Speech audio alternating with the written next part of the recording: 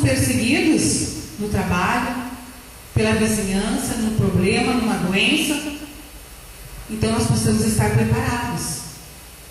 Há momentos de prantear, em Provérbios fala sobre o tempo, há tempo para tudo.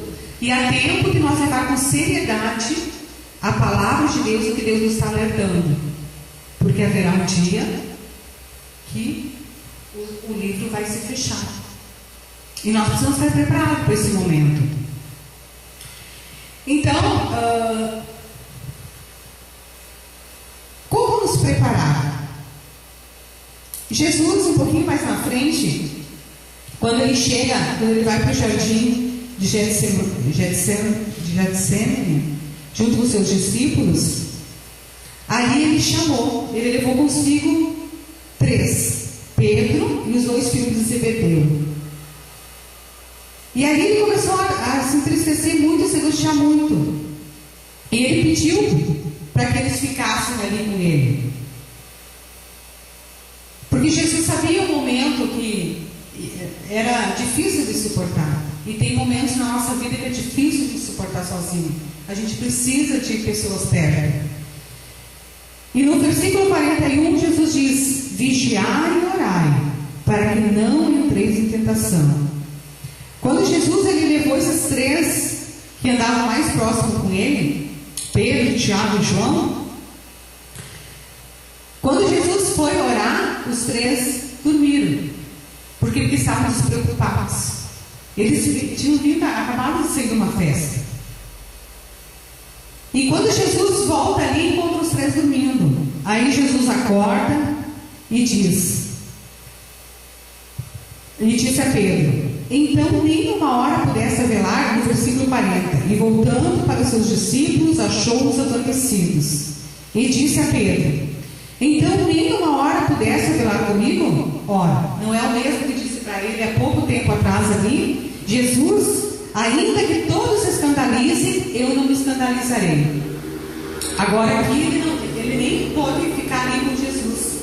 Ele nem estava sensível àquela situação de angústia e tristeza que Jesus estava. Nós precisamos estar atentos, porque as coisas estão acontecendo.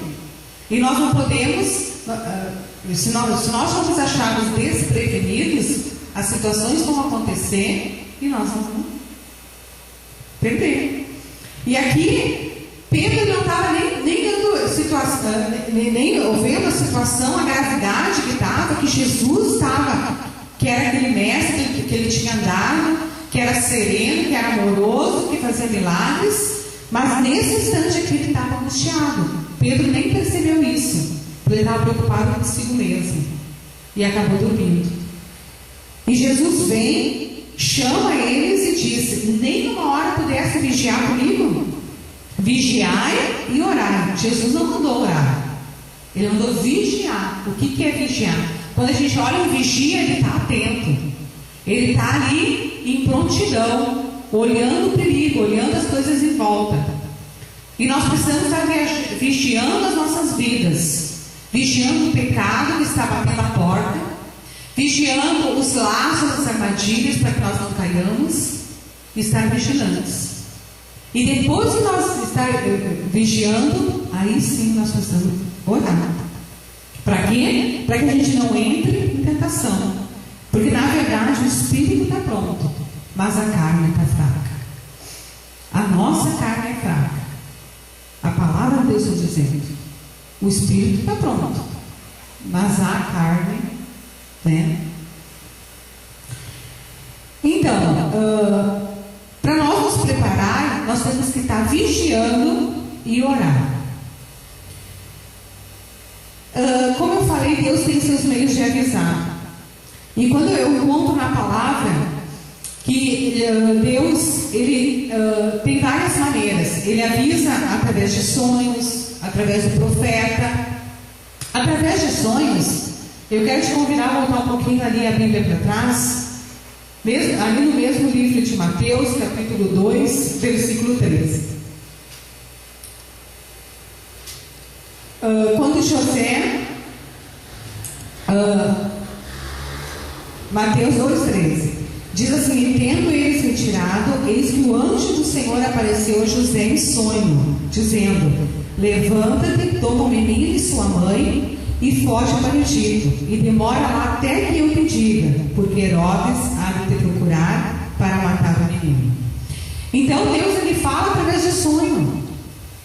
Quantas vezes a gente sonha e diz assim: mas eu não entendi, onde eu estava a cabeça, eu sonhei uma besteira. Cuidado com o que tu sonha, que pode ser o Senhor te falando.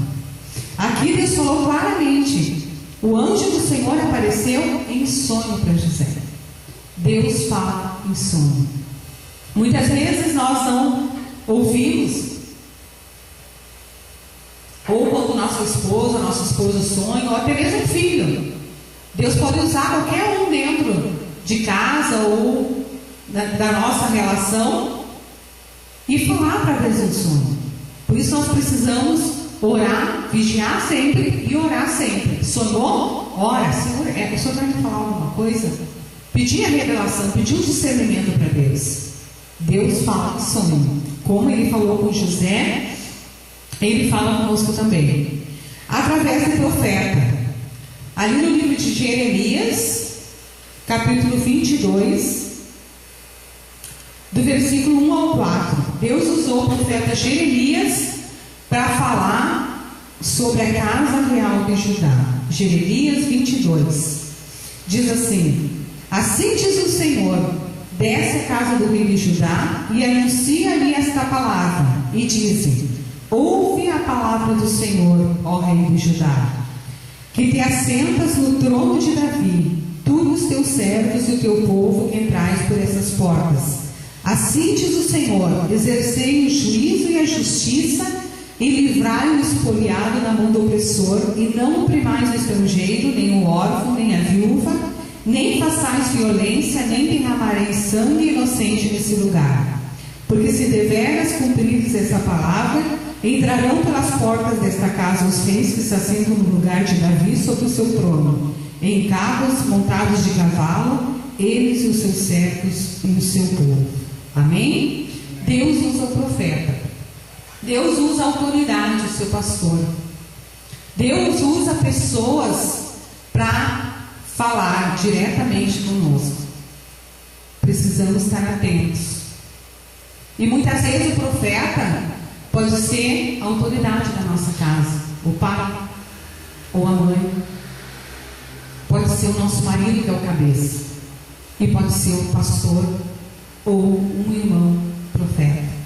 Precisamos estar atentos, porque Deus dá o aviso.